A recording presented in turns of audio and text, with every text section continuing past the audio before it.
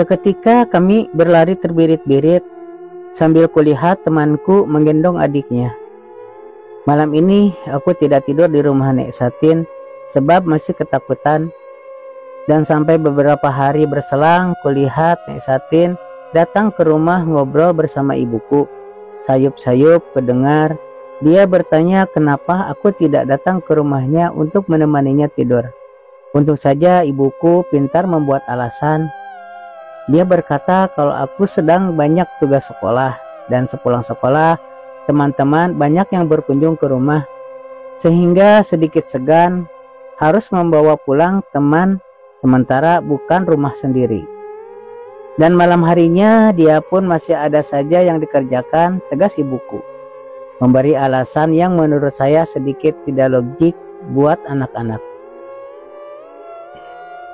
Sampailah waktu seminggu lebih aku tidak ke rumahnya, dan saat itu aku sedang bermain di rumah Purnama yang terletak di sebelah rumahnya.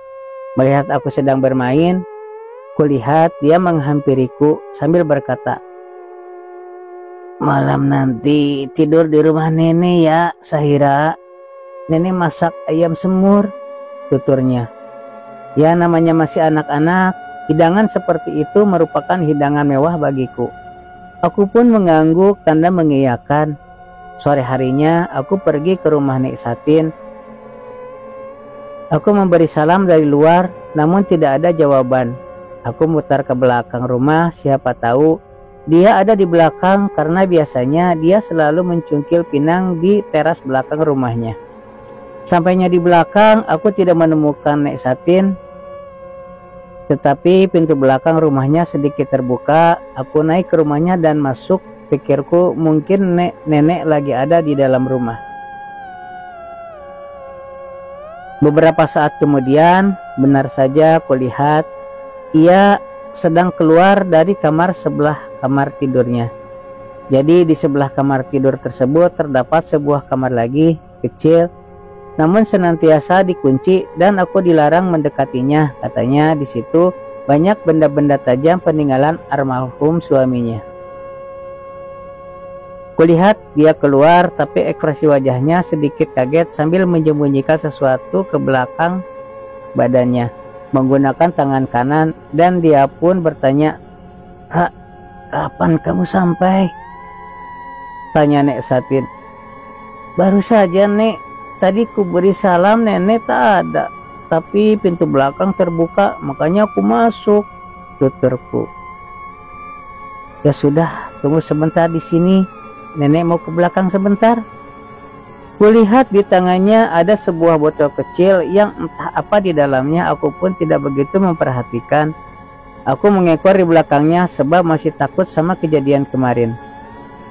Setelah dia turun dari rumah sambil meraih cangkul yang bersandar di tepi tangga belakang, kulihat ia menuju ke sebuah pohon durian yang sangat rimbun di belakang rumahnya dan menggali lubang serta memasukkan botol tersebut di sana.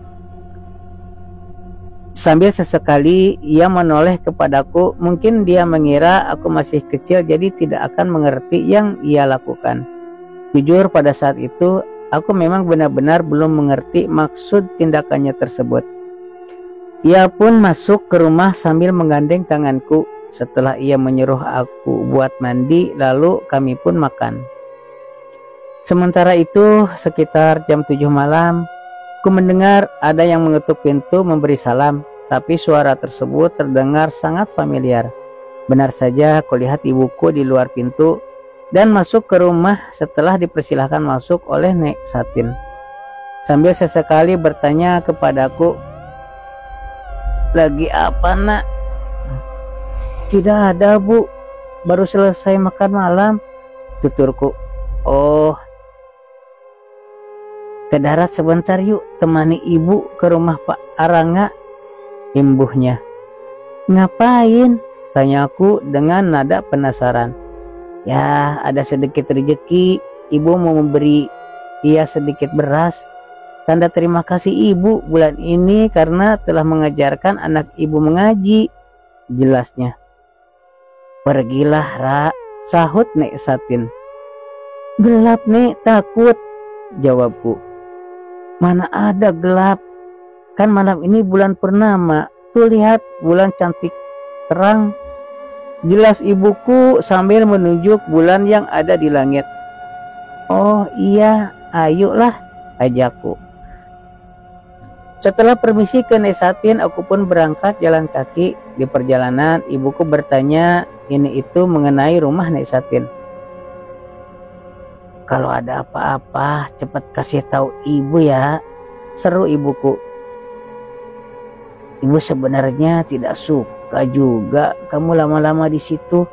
Cuma ibu takut Nek Satin tersinggung dan berujung fatal nanti ke ibu, jelasnya. Aku pun saat itu tidak mengerti apa maksud dari perkataan ibuku. Setelah pulang dan kembali ke rumah Nek Satin, aku pun tidur.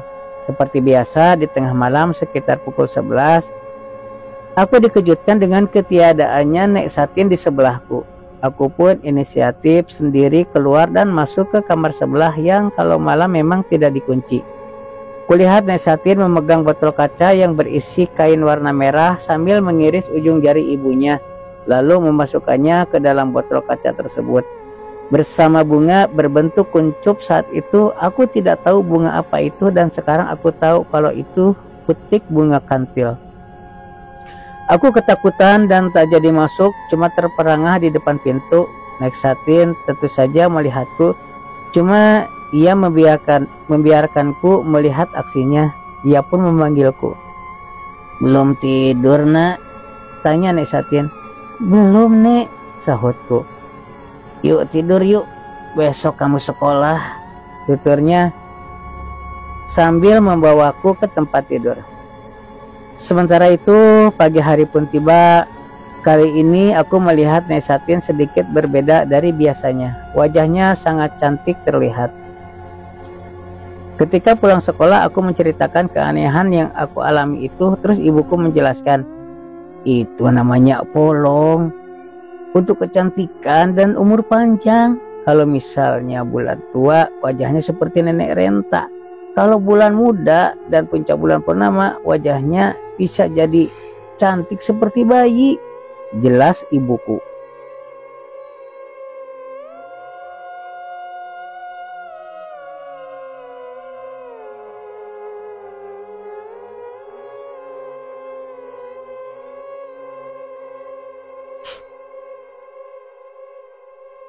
Beberapa tahun berlalu, keanehan demi keanehan aku alami setiap kali aku berkunjung ke rumah Nek Satin. Pada masa putri Nek Satin pun pulang dari Padang untuk sengaja berkunjung menemui ibunya. Selama beberapa tahun ini, sang anak dengan bergiliran berkunjung menemui ibunya, tapi entah kenapa tidak ada yang betah di rumah tersebut. Aku pun tidak tahu alasannya. Oh ya, Nek Satin ini juga dukun beranak di kampungku. Ada suatu kejadian yang menurutku di luar nalar. Saat itu aku sudah SMA. Salah satu anak warga di sana yang kebetulan masih saudara ibuku, ada yang ingin melahirkan. Dan dikarenakan akses rumah sakit jauh, maka melahirkan di rumah saja, dengan ditemani Nek Satin dan beberapa anggota keluarga lainnya. Dan aku pun ada di sana kala itu. Ibu hamil ini ingin melahirkan namun sudah tua. Ibu hamil ini ingin melahirkan namun sudah 2 hari 2 malam di rumah tidak kunjung membuahkan hasil. Ya, namanya orang desa saat itu enggan ke rumah sakit atau tenaga kesehatan. Walaupun memang di daerahku akses ke rumah sakit sangat jauh dan jalan menuju ke sana pun susah, apalagi hari hujan, genangan lumpur di mana-mana. Salah satu solusinya ia melahirkan di rumah. Malam ketiganya, Daud, istrimu tidak bisa dibiarkan kayak gini, tutur Nek Satin. Maksudnya gimana Nek? Sahut sang suami.